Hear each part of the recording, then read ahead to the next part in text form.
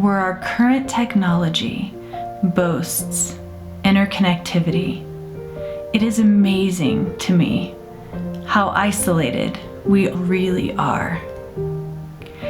I think it's really important to decipher between the kinds of connectivity that we have with other people so that we can see where people feel very alone and isolated, even though they might have a lot of followers, a lot of likes, a lot of friends through social media. I think we have really lost the idea of what it is to connect to another person. While we may be able to get in touch with people in a more efficient way, we're not actually connecting to people like we have in the past. And I think that really comes down to the idea of presence.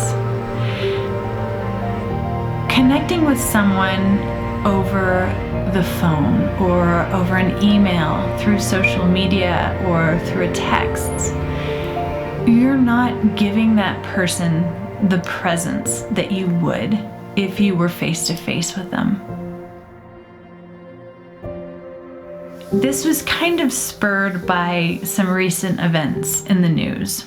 I feel like since we're now in this world of bite-sized news feeds, of just constant stimulation, things vying for our attention, that when someone or something really needs our attention, we're so used to giving just this kind of surface level amount of ourselves to those people.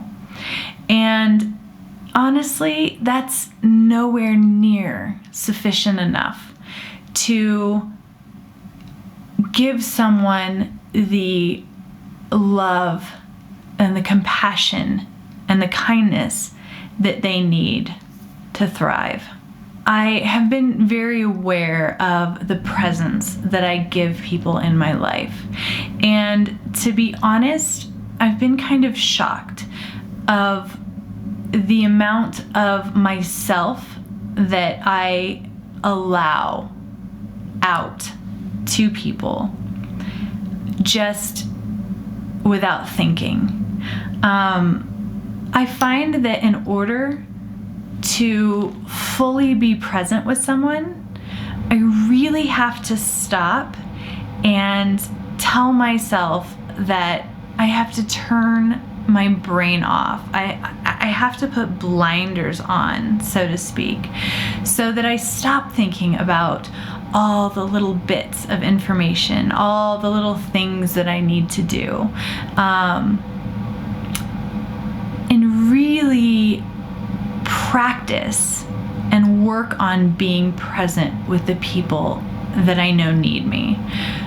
My husband, my kids, my immediate family and friends. It's so easy nowadays with the way we react to emails and texts and social media that we are just so good at multitasking and half-ass writing an email to someone while we might be texting someone or on the phone while we're replying to something on social media. And I don't think we really are in the practice of actually being present anymore. Even picking up the phone, the presence of being on the phone with someone is just dramatically dropped down.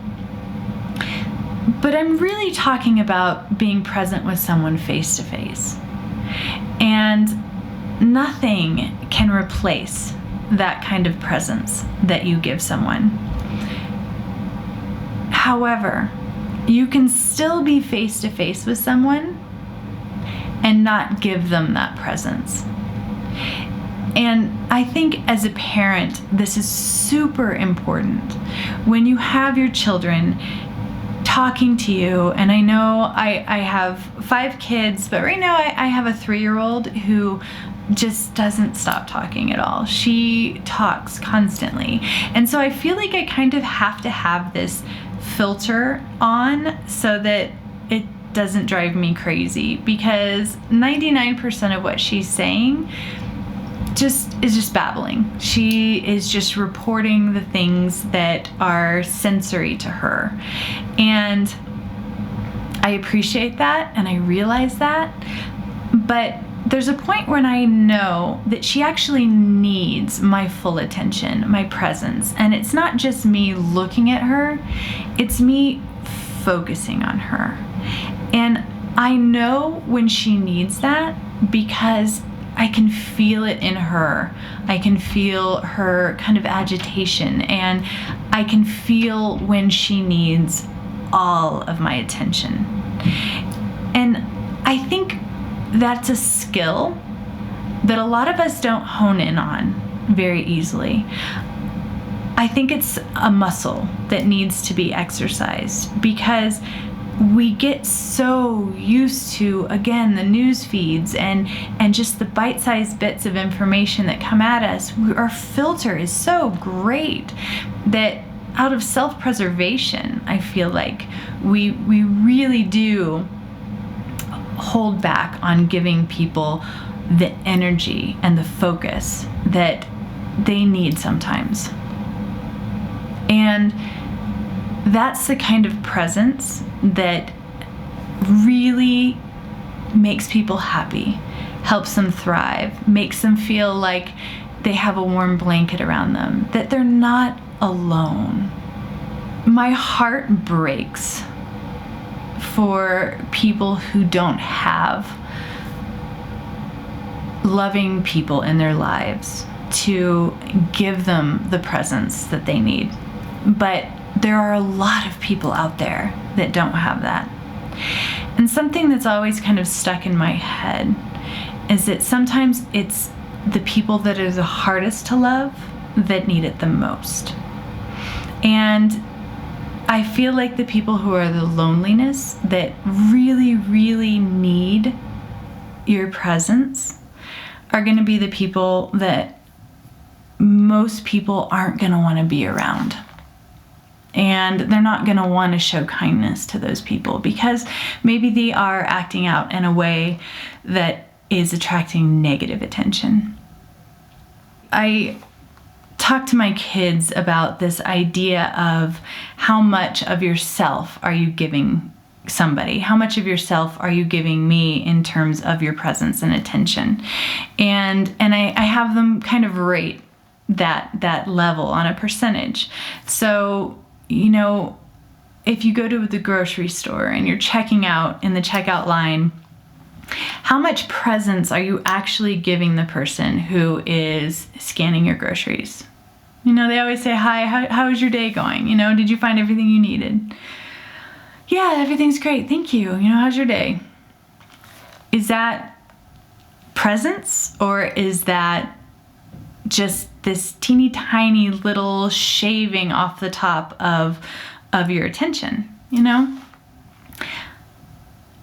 I don't feel like it is necessary that everyone gives 100% of their presence and attention to everyone that they encounter. I think that would be exhausting and impossible.